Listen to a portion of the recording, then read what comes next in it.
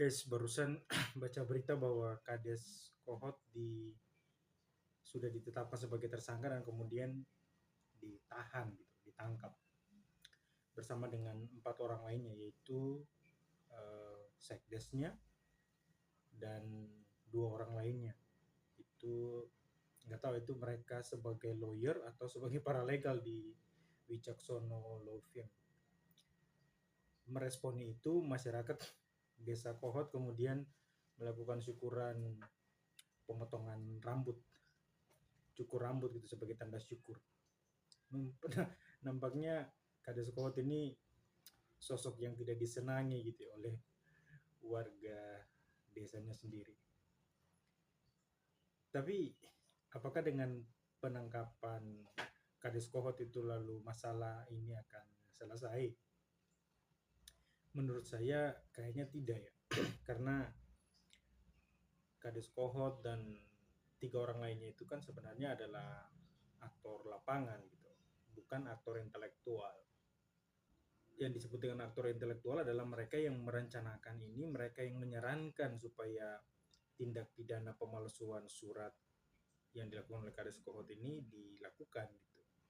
Jadi kalau tanpa ada aktor intelektual memerintahkan atau menyuruh, ya tentu tindak pidana pemalsuan surat itu tidak akan terjadi.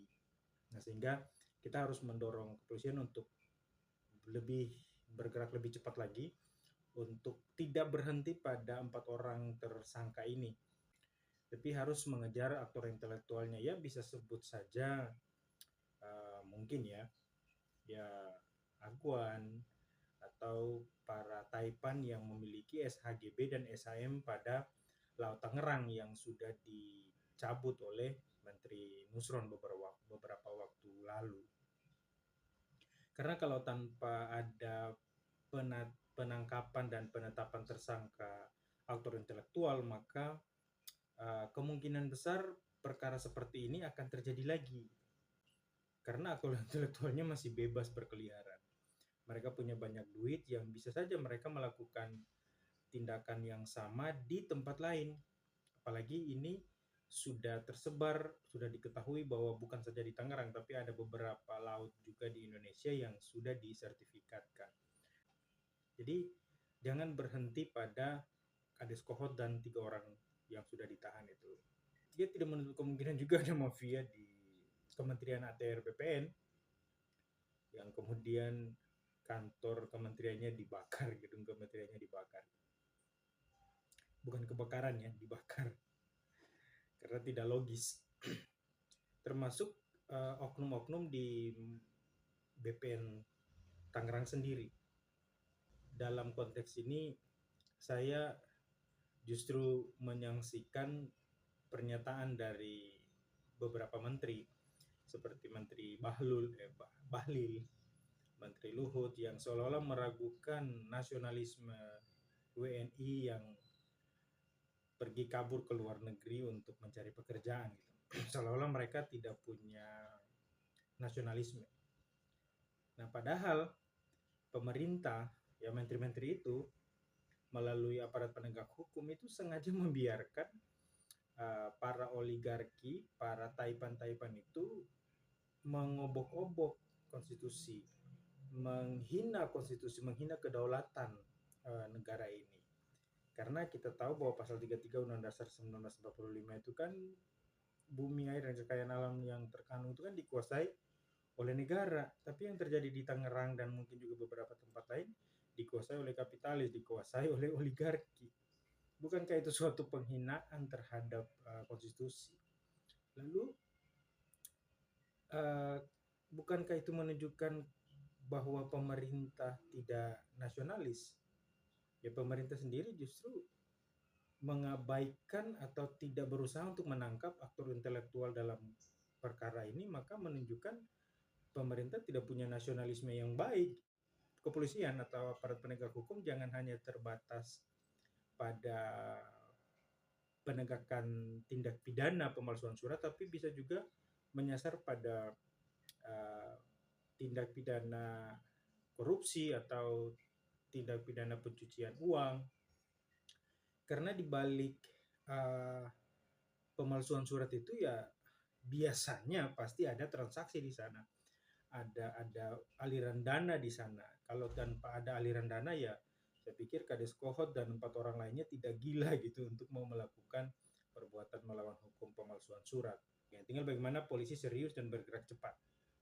Jangan polisi hanya bergerak cepat untuk men-take down lagunya Sukatani yang bayar itu, lalu kemudian menyuruh Sukatani untuk meminta maaf. Itu cepat banget ya tindakan polisi. Tapi terhadap mafia hukum, terhadap mafia tanah, terhadap oligarki yang menghina kedaulatan NKRI, aparat penegak hukum bergerak sangat lambat. Saya berpikir bahwa Komnas HAM jangan cuma tinggal diam. Dari berbagai sumber berita online yang saya cari, tidak ada sampai hari ini semacam inquiry atau semacam rekomendasi dari Komnas HAM yang menerangkan bahwa telah terjadi pelanggaran HAM dalam perkara pagar laut di Tangerang itu. Nah, menurut hemat saya kalau kita melihat pada pasal 28I itu jelas ada terjadi pelanggaran HAM di sana. Kita bisa lihat misalnya di ayat 2 itu kan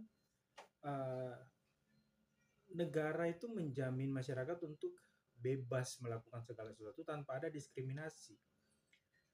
Kalau misalnya adanya pagar laut, itu artinya kan ada ruang yang eksklusif, tidak boleh dilewati, tidak boleh dimasuki oleh warga nelayan. Berarti kan ada diskriminasi di sana terhadap warga masyarakat. Sehingga itu menunjukkan ada pelanggaran hak asasi manusia, dalam hal ini adalah nelayan di sekitar pantai Tangerang itu. Lalu pasal 28 juga pasal 28A itu kan juga mengatur tentang hak hidup gitu. Jadi kalau pasal 28 itu mengatur tentang hak asasi manusia untuk memiliki hidup dan penghidupan atau memiliki hidup yang sejahtera, maka dengan adanya pembatasan pada pagar laut itu kan membatasi orang untuk mencari nafkah kehidupan, membatasi orang untuk bisa memiliki atau mengupayakan supaya hidupnya bisa menjadi lebih sejahtera gitu. Ya bagaimana bisa sejahtera kalau harus mengeluarkan banyak uang untuk membeli solar gitu kan, karena jalur puternya untuk melaut maupun pulang dari laut itu sangat jauh. Nah, jadi Komnas HAM jangan cuma diam, pura-pura buta gitu, atau jangan cuma menuntut untuk punya dana APBN yang triliunan rupiah tapi kinerjanya kosong gitu.